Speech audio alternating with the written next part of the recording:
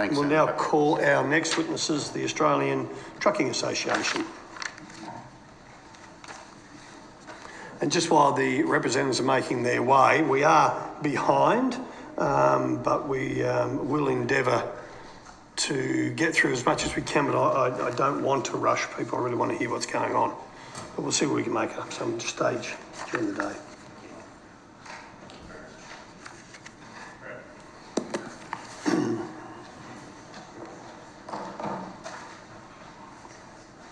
I now welcome representatives from the Australian Trucking Association. Gentlemen, if you could give your name and the capacity in which you appear today, please.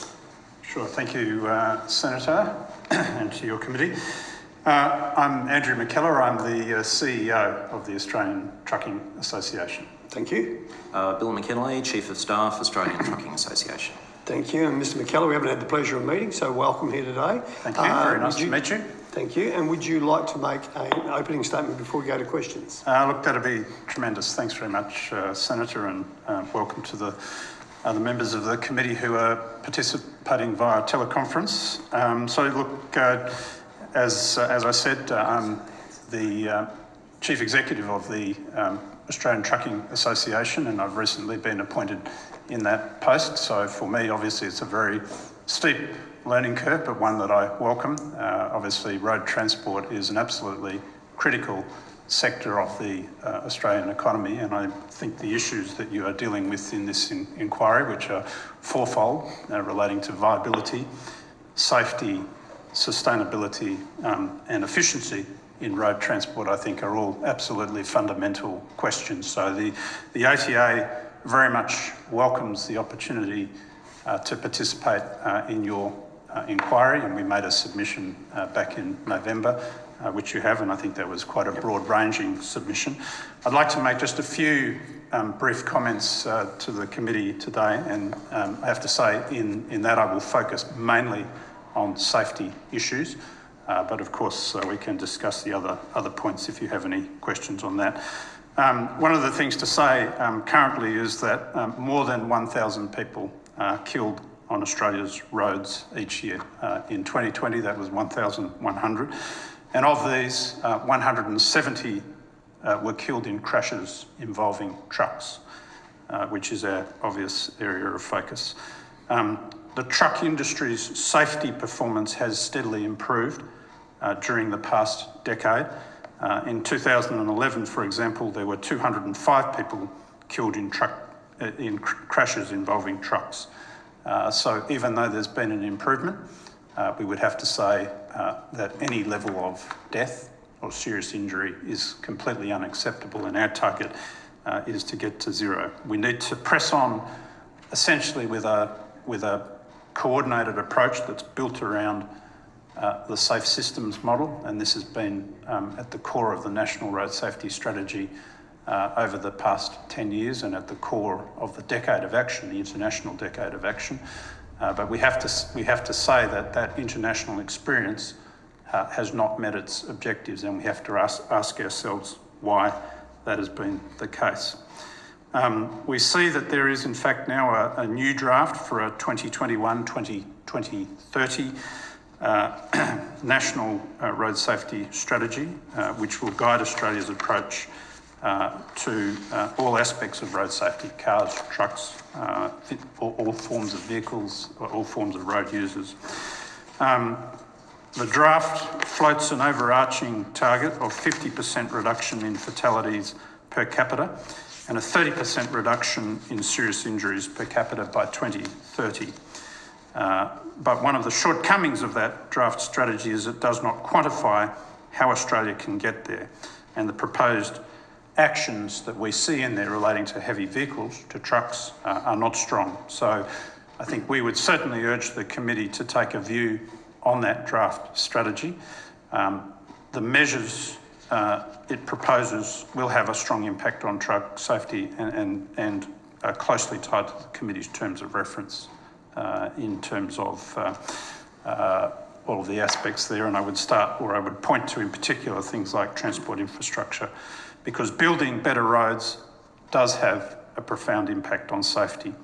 The upgrade of the Pacific Highway, if we take an example, has seen fatal crashes decline from more than 40 a year to around 20 a year. So there's evidence there that there's a measurable impact, and I'm sure before those investments were undertaken, that was projected and accurately projected.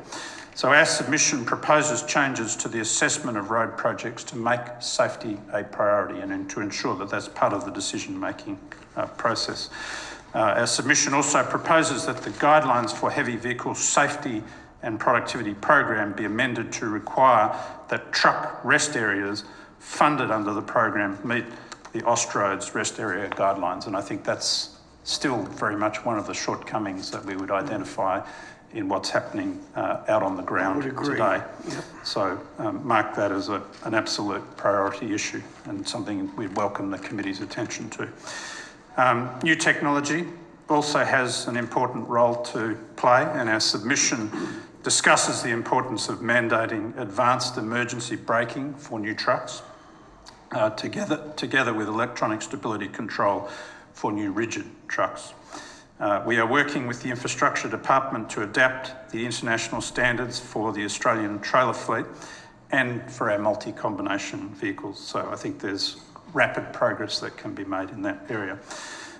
One of the biggest obstacles to accelerating the rollout of new vehicle safety technology is the resourcing and capability of the, or capacity of the vehicle standards area in the department. I think that's important that is resourced and can do its work speedily and efficiently.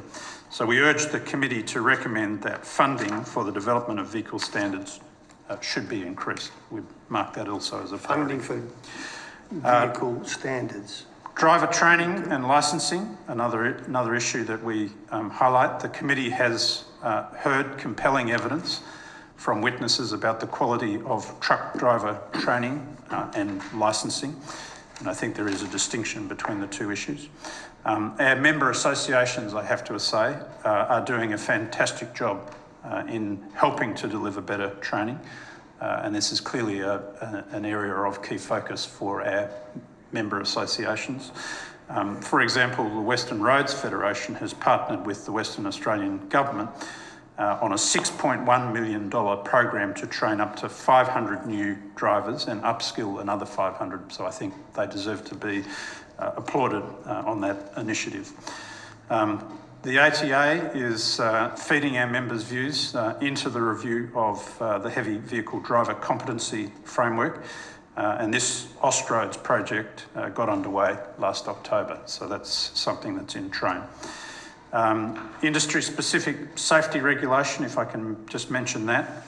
Clearly, we have devoted an enormous amount of effort to reforming the trucking industry's safety rules, and we were just hearing some comments on the heavy vehicle national law, which now includes strong safety duties and multi-million-dollar penalties for companies that breach them. These rules apply to the industry's customers as well as to trucking businesses, and the NHVR is now launching major cases against customers. One of our key areas of focus in the current reform process is to simplify the existing fatigue rules, and that's a point of focus.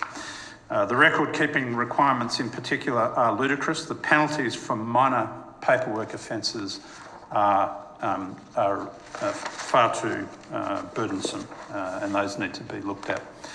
As a final point, I just mentioned that our members have also told us that things like truck sleeper cabs need to be more flexibly adapted. They need to be wider. Under the design rules, a sleeper cab can be as narrow as 53 centimetres. That's not effective. We've proposed a regulatory incentive to encourage the installation of sleeper cabs up to 1.3 metres wide. We supported this proposal with a detailed engineering analysis. It's feasible and we believe it needs to be done. So I think I'll conclude my brief comments at that point and say that we are very happy to take any questions or discussion that the committee might have. Thank you, Chair. Thank you, Mr. McKellar. And look, I'm very keen not to ambush you. You've just got your feet under the table. But I know Mr. McKinley's been around for a while, and there will be a number of questions that I will want to go to. And I'm quite happy if you don't have the answer, Mr. McKellar, you know. I'm ably supported by my That's colleague. right, no worries. So before I do, because I have a tendency to grab hold and keep talking all day, Senator Hanson.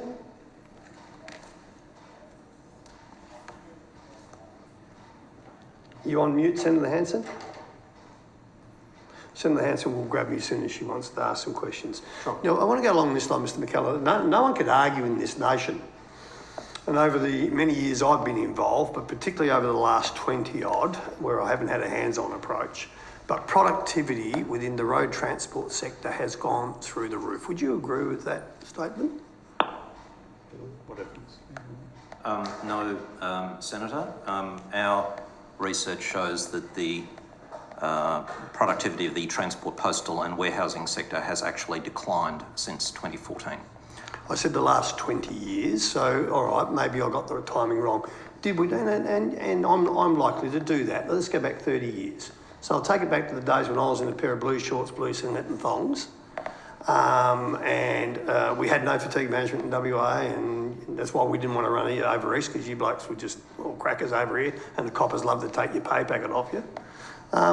Would you agree then that the industry has made massive inward steps in increasing productivity, vehicle lengths and access to roads? Is that a better way of putting it? Yes, Senator. In the period up to, as I said, about 2014, the sector's productivity increased dramatically, particularly with the introduction of the B-double.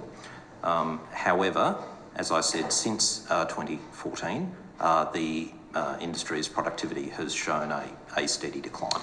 Okay, and what do you put that down to? One substantial reason for it are the access requirements for heavy vehicles to the road system. Because productivity is a ratio of what you get out to what you get in, as the cost of a vehicle increases, unless you get a large productivity gain out of it, then your measure of productivity is going to fall. So what we've seen is increased investment in new heavy vehicles, but what we haven't seen is expanded access for those vehicles. So this is really a key part of the Heavy Vehicle National Law project, if you like, Senator. Most of the economic benefits of national heavy vehicle laws were projected to come from increasing productivity and better vehicle access. Although there have been significant gains made, that increased access hasn't kept pace with the deepening of the industry's capital stock. So, Mr McKinlay, if I put to you, and there's many truck drivers listening as they're thundering down the highway today, what if I said, well, you know what, Oregon, it's because the clients don't want to pay for it, the customers. What's the ATA's position on that? Because I do talk to a lot of your members as well. Senator, trucking is a low margin industry, as you know, and what we can see from the data is freight rates falling steadily since the 1980s, and in many respects that's due to the industry's increased productivity, and that has led to enormous benefits for consumers, for example, and also exporters who benefit from lower freight rates. But the industry is a low margin industry. We believe there are measures that governments can take to support the industry, and particularly smaller operators in the industry, such as fixing the payment terms issue and fixing unfair contracts. Okay, so how? I think just if I can interpose a comment here, I mean, I think one of the things that that was just mentioned then is unfair contract terms. So we do see in the Consumer Competition Act unfair contract terms as part of that, and a reform agenda for that which can be expanded. So originally, when that was put in place, it was really essentially between business and consumers. It's been expanded to relationships between business and business. And I think one of the things that we would say should be expanded upon is really looking at how you can use those powers and the power of the regulator, the ACCC, to ensure that particularly smaller businesses are not being adversely taken advantage of, given, take it or leave it terms and conditions by big customers, by big suppliers. It's not only the small ones, Mr. McKellar, there are many large companies getting treated like this. Sure. And we've heard of many examples. So going back to, and I understand what the government was putting through, I know how active the ATA were on supporting the legislation that was going through. I know how active I was behind the scenes too. Why were we only talking about $100 million, over $100 million? Because, as you say, Mr. McKinlay, the trucking industry has low margins, unfortunately, but they haven't always been low margins. Some people made a lot of money out of transport, and the margins were more than a headwind, which they are now. So going back, okay, so that's one thing, and I've heard of, and your members would tell you, we're talking 30 days now, is there's some magical bullet? I went on strike to get paid weekly in the 80s. What is this magic bullet about 30 days? I'm old school, you should be paid cash on delivery. And all of a sudden now we're pleading, can the masters here in Parliament please move a law where we get paid 30 days? You know yourself, 60, 90, 120, 150. Well, I think that's a minimum acceptable standard that should be applied in business. Clearly in some cases we're seeing that those payment terms aren't respected. In many cases they are, but I think we're saying that there should be a regulatory minimum. And obviously if businesses can improve their practices and cash flow and cash management, then the shorter the better. As you say, cash on delivery is the optimal outcome. Yep. So coming back now to standards. Now, I know, Mr. McKinlay, I'm going to quote you this, and I don't have it in front of me. I can dig it up, but I don't have to. And I remember doing a road safety inquiry in this building about 2016, I think it was, or 2000. I remember it well, Senator. Pardon? I remember it well, Senator. Yes, and I remember your words to me were, Senator, along the lines of the ATA doesn't get involved in industrial relations, that's RTO's role.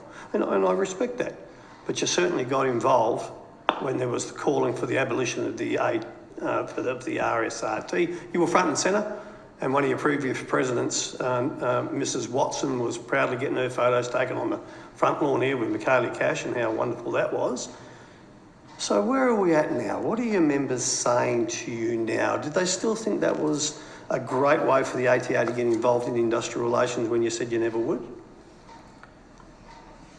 Well, I'll make a very brief comment on this. No, please do, Mr. And then refer to my of colleague. course. Yeah, so, certainly my understanding across the membership is that, they believe that issue was dealt with by the Parliament, that the system that was put in place was not working effectively and did not work according to its objectives.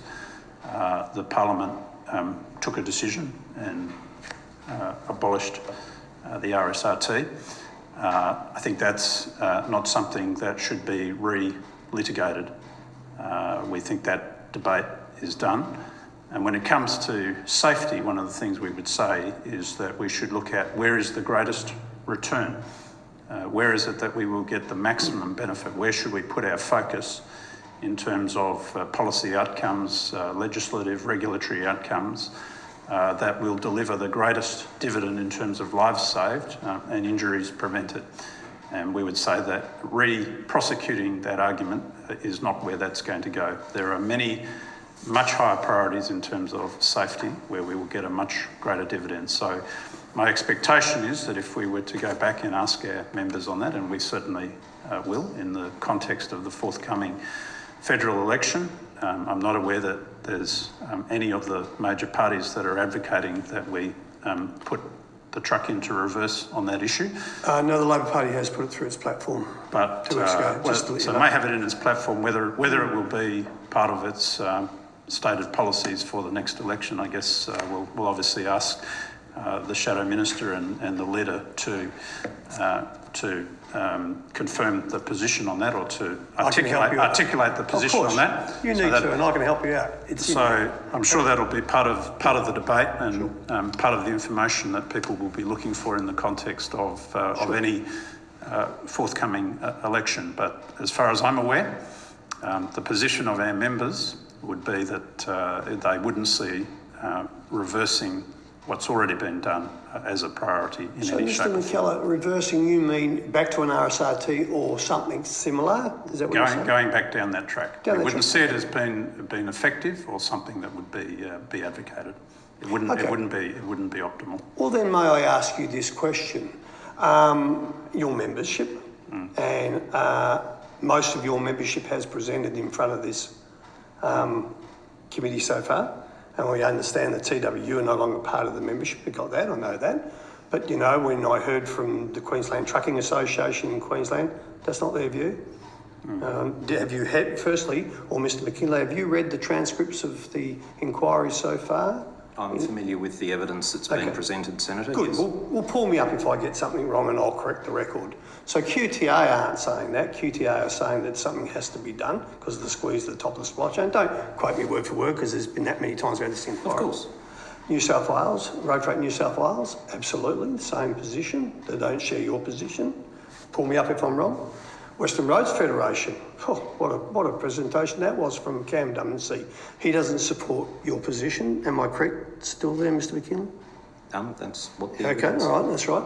Now, SATA, when I spoke with Mr. Shearer and Ms. Middleton, they, and please help me out because my memory is a bit shady, they weren't opposed to something being done correctly, something done properly with consultation. Did I get that bit right?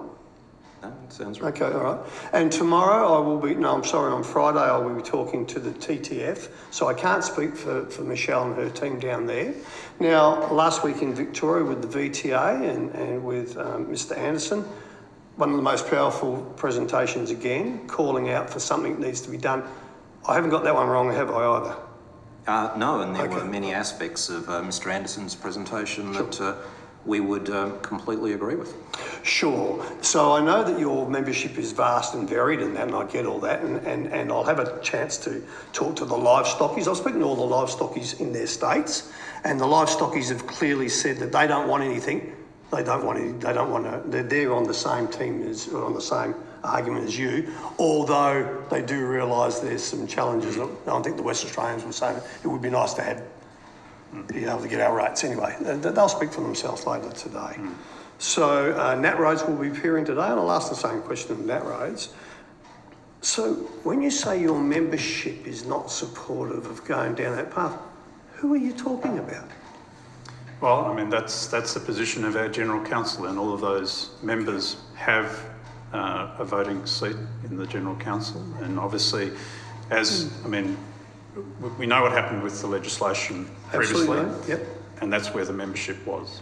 Sure. At no point in my short tenure has anyone come to me and said, we need to change this. That's we fair. need to go back. What I am setting in train, though, is a process where we go to our members and we ask them what they think is important in the context of the future of the industry and how we communicate that to all stakeholders and all parties, and particularly in the context of the political process. So as we come towards another federal election sometime in the next 12 months or so, then obviously these are questions and policy positions that we will have to elaborate. And we, as a membership organisation, the positions that we articulate in that approach will be the ones that the members guide us to. So we are undertaking that consultation, and we will have the results of that in the coming months. Okay, thanks for that, Mr. McCullough. But I am genuinely asking you because I remember when the ATA were formed, and I was very supportive of one body to speak for the industry. I thought that was what a great start that would be. Unfortunately, I've fallen out of favour, and we've tried to get back. And anyway, you never know. The stars and the planets might line up. We might all be mates one day again on the same page. On the safety stuff, I'm with you. I get all that, but I can't let you escape when you tell me you don't have anything to do with it, and then you've got Mrs. Watson and your crew out there with the pitchforks and all that, celebrating the abolition of a body that could have had the opportunity to make roads safer, although the orders were flawed. I've said that. Okay, so who else? I'm sorry. I nearly forgot the Northern Territory Road Train Association. Same deal. When I talked to Ms. Bilardo, same deal. Another member. Okay. So coming back to your other greater part of the membership, is there other bodies? And I say that sincerely because I don't know, that I may have missed? Yeah. There is other bodies? Well, I mean, our membership in terms of who has a contribution and a vote Sure. currently under our constitution as part of our general council. We have the member associations that you've referred to. There are 10 of those. We have a number of corporate members as well, major operators. So they also have some influence and say. Yep. We have our past presidents as part of that. So the former leaders of the industry who've made a long contribution, most of them over the lifetime to the industry. So they also make a contribution. They all have a vote too? That they have a say. That's correct. So we do consult them. And then in addition, we have a number of associate members who don't have a voting influence, but nonetheless they're participants, they're players in the industry, major stakeholders that we also work closely with. So that's the structure that we have as a national organisation. We have within our constitution a provision that, of course, a trade union or trade unions can be members, and the TWU was. So that's there in the constitution, and they're perfectly welcome to come back at any point in time if that's their desire. So, okay, in terms of, if you go back on the evidence that I've taken from a large chunk of your membership, do they all sit around, you talk about your general council, do you all sit around and have a vote? Like, would you say, gee whiz, that committee that the Senate's having is really bringing up remuneration and pay rates and things are pretty crook in Tallarook, and the top of the supply chain squeezing the living dollars out of the poor damn beggars who are buying the trucks and trying to employ drivers, before we even start getting to the small family businesses and the owner drivers? Do you sit there and have a vote? Is that what you do? Do you say, look, should we support the government's implementation, or just say Labor Party got in, the Labor Party has clearly said we're going to do something. There will be a real choice at this election. Do they sit there and say, right, hands up those for and those against, and then you take account? Is that how it works? So I mean, and I'm not being cheeky, I don't know. No, I mean it's. I think you'll see that our council meetings, consultative meetings like that, and member meetings work like many meetings of members, and that is, they're a consultative process. There's a discussion. There can be a consensus that's discerned, of course. If it comes to an issue where there is a divided view, or people want to take it to a vote, then of course they're entitled to take it to a vote. I mean, there are processes within our constitution to govern that. And my experience, very rarely, whether it's a board meeting or whether it's some other form, do you get to the point where you start actually polling numbers? But of course, on any issue, that can be done. So. And is it weighted? I just sit here and think past presidents are part of your bucket. Does a past president have the same weight as, say, one of the state associations? No. Oh, okay. No, they don't. Okay, now coming back to, and thank you for that, Mr. McKellar. Now come along to this, and I know you have owner-driver reps, my very dear friend Frank Black's at the back. Hello, Frank. And as I said, I'm not trying to set you up for anything. You have owner-driver representatives on the board? So we have an elected owner-driver representative, Yep, who is a member of the General Council. That's a position that's reserved in the Constitution for Sure. our General Council. And how does that owner-driver weigh up the numbers of people that he or she may support? How is that done? And I don't know who your rep is, and I wish them all the very best. I'm good on them for standing up wanting to do something.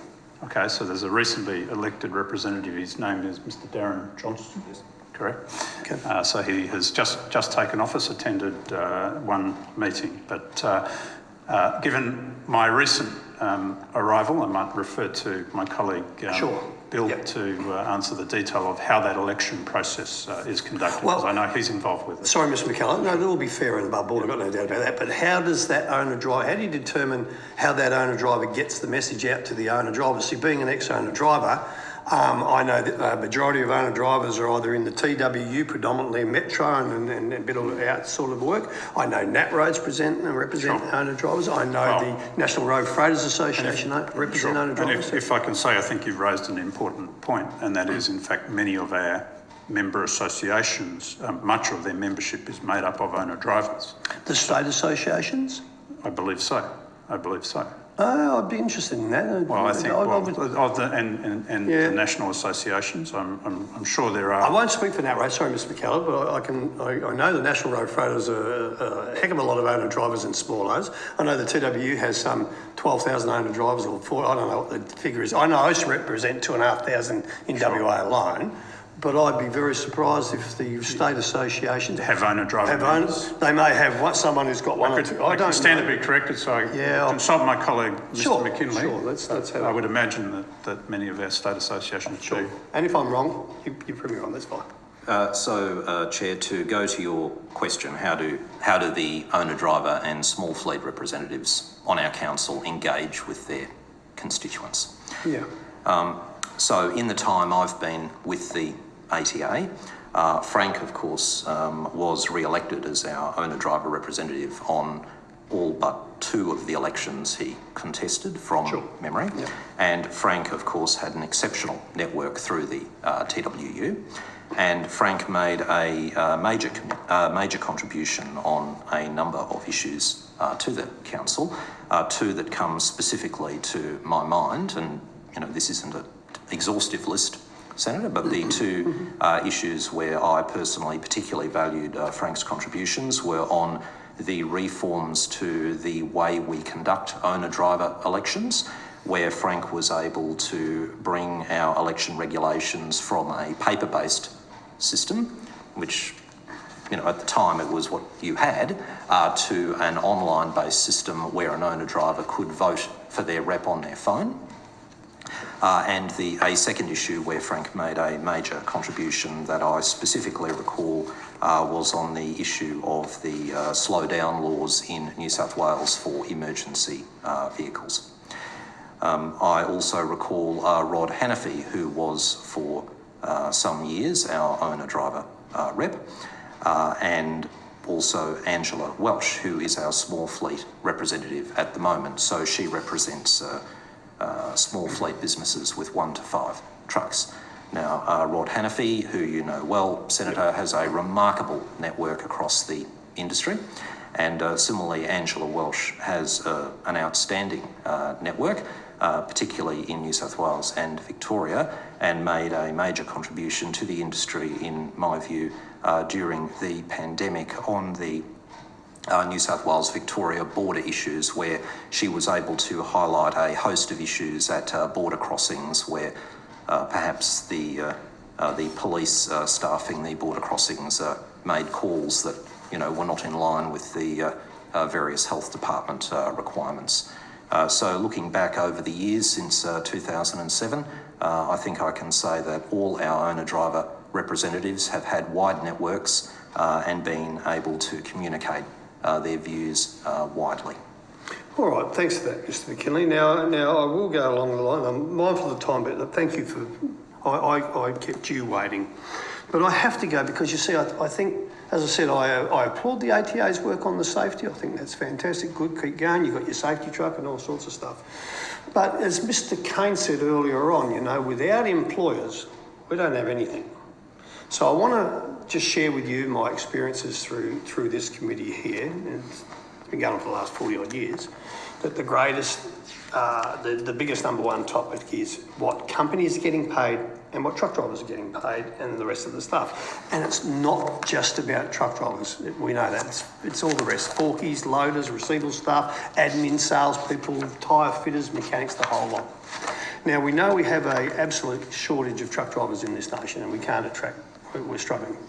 But can I ask along, is there conversations with your membership?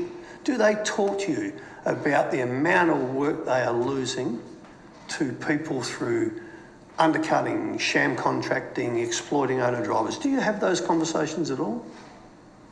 So I'm going to ask Bill, who...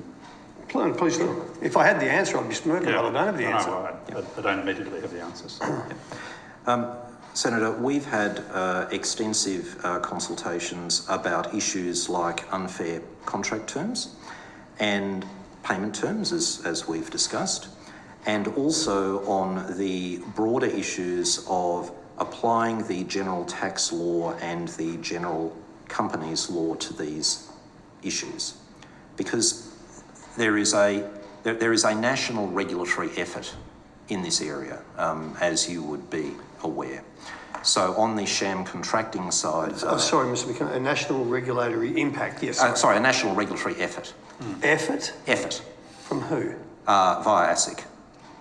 So what we're seeing is the introduction of a unique director identification number, for example.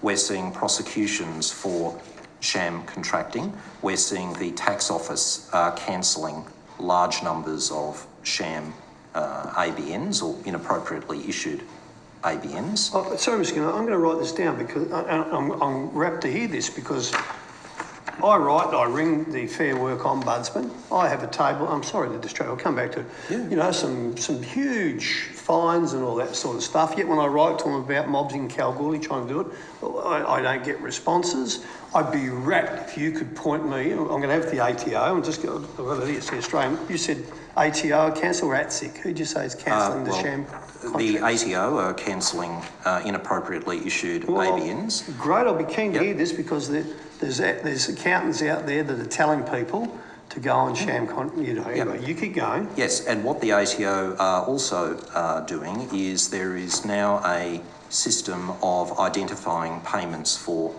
road freight. So again, for tax purposes, to ensure that people are not using sham arrangements to evade the tax law. And who's in the ATO? This is an ATO issue again. My broader point, Senator, is that there is these issues you raise are extremely important for business. They are not unique, however, to road freight transport, and they are being addressed through an overarching effort. So let's take directors' identification, for example.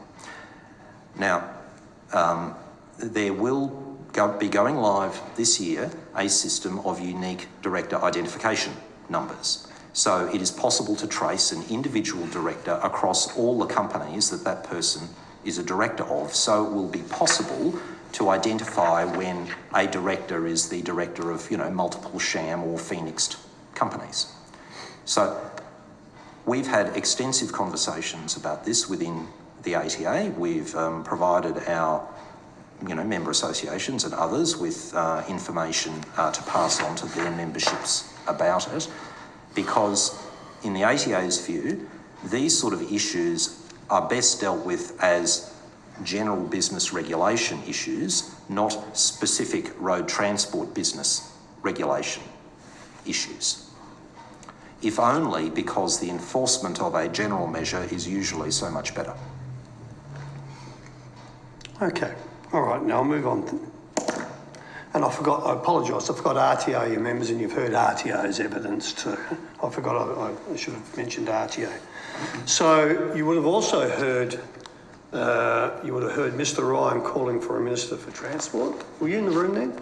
Well, I would say, Senator, we have a Minister for Transport federally. Help me out.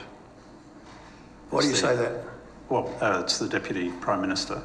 Right. Has that portfolio responsibility, and obviously I think he is strongly engaged with the sector, and in the past federally we've had when the Labor Party have been in government, we've had other excellent ministers as well, such as Anthony Albanese himself. So I think they have both been very good national or federal transport ministers. But I think the issue that I've heard being referred to here in part goes to the constraint that within Australia, transport responsibilities fall between what the federal government can do and what the state governments do. So there are state powers and there are federal powers, and I think here, short of a referral of those powers probably to the federal government, you're not going to have a completely national approach. And this I think is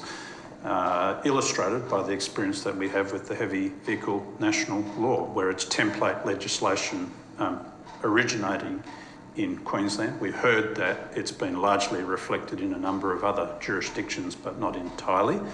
And the comment that was made is that 2 or 3% that you don't get picked up and reflected in other jurisdictions like New South Wales or Victoria or South Australia or Tasmania can be very important, and equally you don't have it reflected at all in a jurisdiction like Western Australia. So we don't have a truly national heavy vehicle law, despite the attempt to create one. Short of fixing the Australian Constitution, which is a challenge that many have tried and few have succeeded at, or nobody has succeeded at, then that's the constraint that we have to operate But with. Mr McKellar, I believe there is a lot more that can be done. And I understand... Senator Hanson. Thank you. I don't do to get it off mute when you're asking that question. I don't know. Zooming on teleconference. Who was the gentleman that was just speaking?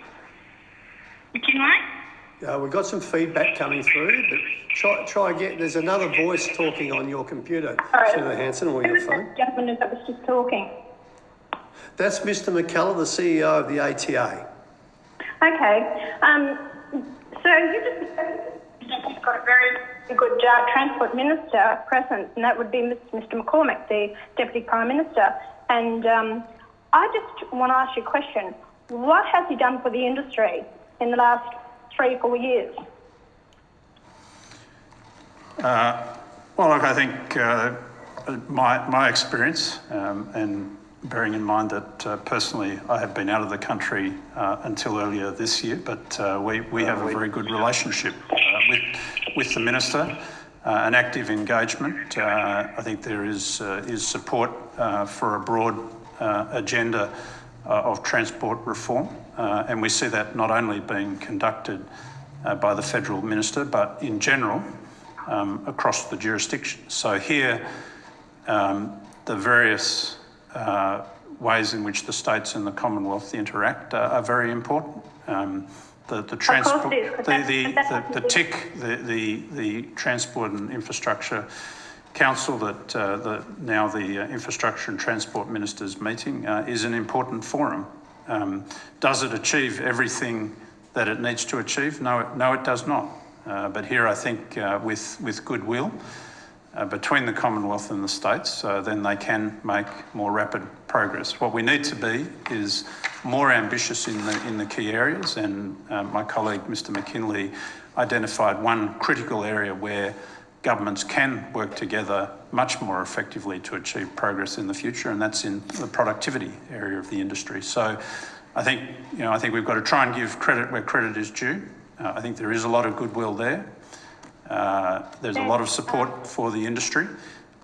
We see it as being bipartisan. We see it being reflected in the federal government, in the opposition, and across the jurisdictions. But to the extent that there are small areas where we don't achieve national harmonisation, then that holds us back. And that's where we've got to make progress. No, certainly, but reading your submission, you put in quite a few things here where you want a code of conduct for actually payment for the truck drivers. You're talking about trucking stops, which could be handled.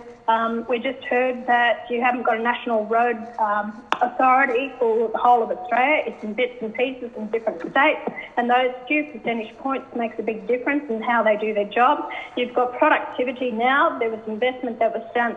Well, the report said in 2011 that it would actually increase productivity, whereas actually it hasn't. You stated in your own opening statement that it's been on the decline since 2014. These are things that need to be addressed. You've even got in here about education of other drivers on the road, because 83% fatal multi-vehicle crashes involving trucks in its insured fleet are not the fault of the truck driver. That's not the perception that the public have. So this has not been put out there. And then there should be the training programs, safety programs that haven't been addressed. You've got the wages, you've got the long hours the drivers are actually working just to keep their heads above waters. And we heard about the deaths that's constantly happening. What has the government done about that? So for you to make that comment, I'm just miffed by it, because people are fed up with the talk fest. Fed up with it. And Glenn Sterle, Senator Sterle, has been a truck driver. He's more experienced in this area. I've constantly heard him saying the changes have not been heard. I hear it from the workers, I hear it from the businesses, I hear it from the truck drivers themselves, that it has not been addressed. I'm sorry, it's okay, I will give credit where credit's due. But what I've been hearing over the years, I'm sorry, the government are not doing anything about it. And it's both sides, the Labor and also the Liberal, who are in government, and it's up to them to put the legislation forward. I'm sick of hearing the same old rhetoric, the same old talk, and people are dying out there. People are going under, businesses are suffering, and we are not really addressing it. So that's my opinion. You may have yours, but I'm not in the pocket of the Liberal Party or the coalition government. I speak for the people, and this is an industry I think that needs to be addressed seriously if we want to support our truck drivers and deliver the commerce and deliver the product that we need to consumers in Australia. Thank you, Chair. Thank you, Senator Hanson. I do love your passion. And I support everything you say there. So look, let's just go in concluding. I want to come back to this, and I think it's important, Mr. McCallum, Mr. McKinley. So, and my views of the engagement with the Minister are completely different to yourself, and I hope I'm wrong. I wish I was wrong, and I hope I'm wrong. You can clear this for me. So, are you in regular consultation with Minister McCormack? Yes, Okay. we are. And is that... And also, I might say, also with the Shadow Minister as well, with Ms. King, of course.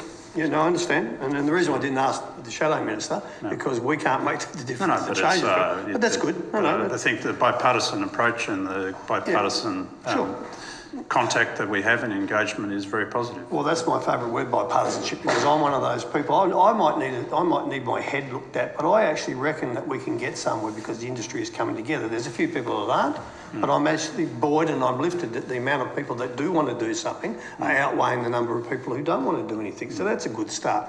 So with those consultations, are they one-on-one, or is there a structured body that you have with the Minister? Is there a road Transport Council in terms of Mr. Ryan's request earlier on?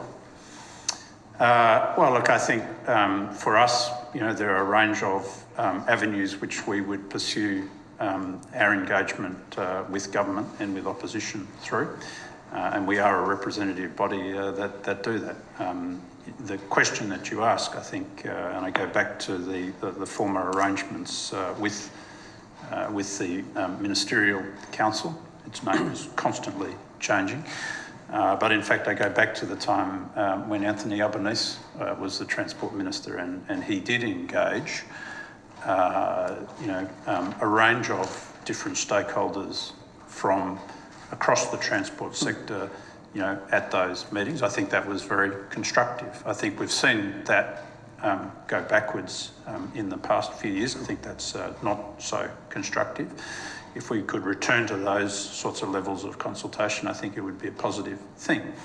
But I would say that certainly our engagement directly with the federal government, with the Minister, the Minister's office, with all of the agencies that we need to deal with, and then nationally with the National Heavy Vehicle Regulator, is very constructive. We have a lot of engagement with them. We spend a lot of time with them on the whole raft of different issues. So. Thanks, Mr. McCallum. And I know you might not have the answer, but I'm keen, and I can't let this one slide, that I held a Transport Industry Standards Forum meeting here, and the majority of transport organisation reps there was 2, one prior to the last election, there was 73, I think. ATA were there, and the one after was about 65, and the ATA were there too, where the terms of reference for this inquiry into the importance of a viable, safe, sustainable and efficient road transport industry were put on the table. They were intently discussed amongst the delegates that were in the room. They all had a lot to say about it and made some changes and hence went forward. Now, Mr. McCallum, through Mr. McKinley, has there been any conversation at the time this went through that forum that I held here, and then when I presented this inquiry to the Senate, when I went out and I spoke and I got the support of One Nation, and thank you, Senator Hanson, I got the support of Jackie Lambie, I got the support of Corey Bernardi, even was still in the Senate, as was Centre Alliance, the Greens and Labor. Was there any conversation between Minister McCormack or Minister Buckholz or any of their staff with anyone from the ATA about whether this industry needed to have this inquiry? To the best of your knowledge. No, I know you weren't here, Mr. McKellar. I wasn't. You know? I wasn't. Mr. McKinley, at you the were time. here. I'm not sure. Is there... Senator, if that discussion took place, I don't recall it being with me. You don't recall, or you can categorically say that? Senator, if I can say, it wouldn't necessarily have been a discussion that would have happened with Mr. McKinley. Mr. McKellar, It Mr. may have McKinley been can look after himself. He can answer I'm sure, the question. he just answered the question. He said it wasn't with He can answer the him. question himself. Yeah, he did and I answer. clearly put it. Yeah. Was there anyone from the ATA who had a discussion with Minister McCormack about either supporting or knocking back this Senate inquiry, which came from a request from the majority of the industry? Senator, the establishment of a Senate inquiry is a matter for the Senate, not for the executive government. I'm not saying that. I'm saying don't play games with Mr. McKinley. Just say yes or no. No. Was there any I'll just say, conversation? so on that point, I mean... No, Senator. Yeah. It's not a matter for the executive government to decide whether the Senate I didn't holds an ask you inquiry. that. Did the ATA have anyone from the ATA, I don't care if it's the coffee lady, did anyone from the ATA talk to the minister, either Minister McCormack, Minister Buckholz, or anyone from their offices about this Senator, inquiry before it went through the Senate? Senator, if I can just exercise my role as Chief Executive here, so I think Mr. McKinley answered the question that you asked. The conversation wasn't with him. I don't know. No, he didn't say that. No, he didn't say. No, he did not say that. Well, no, he did not say. Don't practice on me. I've been doing this too long. You can say yes or no. No, Senator. I'm going to stand on the grounds that the Senate voted to convene the inquiry. That's right. And really, that's the end of it. The No, it's ATA not. made a very So- detailed submission Stop. to your inquiry. Keep going. The ATA what? The ATA made a very detailed submission to your inquiry. Yes, I know. I've got it in front of me. And we are very grateful to you personally, Senator, for giving us an extension because the inquiry was scheduled at the same time as many papers on the HVNL review. So you're not going to answer me if you or anyone, to your knowledge, talked about this with the minister or for anyone from his office? He answered the question. He did not. He cannot have He knowledge. didn't say that. He did. He only had to say to me, no, Senator. or yes, He did Senator. not. He did not have that conversation. No, I didn't hear him say that. And what no, he did say don't that. put words in his mouth. I'm sitting next to him. You're I on heard him. Hansard record. I heard him We are say it. recording everything for prosperity here. Did you have any conversation, or do you know of anyone in the ATA that had a conversation with the minister, either minister or anyone from their office, about the oncoming inquiry that was discussed at my Transport Industry Standards Forum? Yes or no, Mr. McKinley? Senator, to be definitive, it's a duly appointed Look, let's leave it inquiry. at that. It's not definitive. You're fairy flossing and you're on Hansard. Okay? I heard him. The question is answered. Thank you very much. Because I'll tell you why. Because maybe you might be able to explain to me, or someone might be able to explain to me, why in the hell would 65 representatives of the road transport industry in Australia work on some terms of reference because they wanted the inquiry into their industry, not yours or mine, their industry, and then the minister, who is so wonderfully engaged with you people, not only instructed his senators, the LNP, both parties, they're both as guilty as each other, to vote against it, and I called for a division, and they got up and crossed the floor. Why would an active minister do that?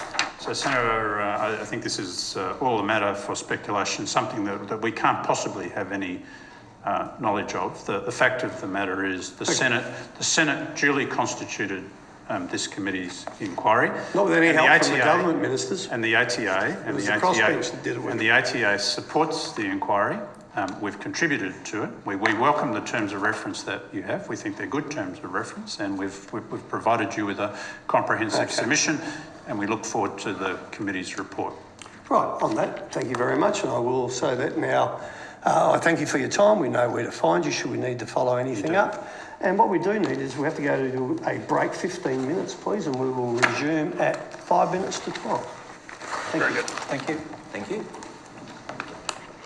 Don't run away, Mr.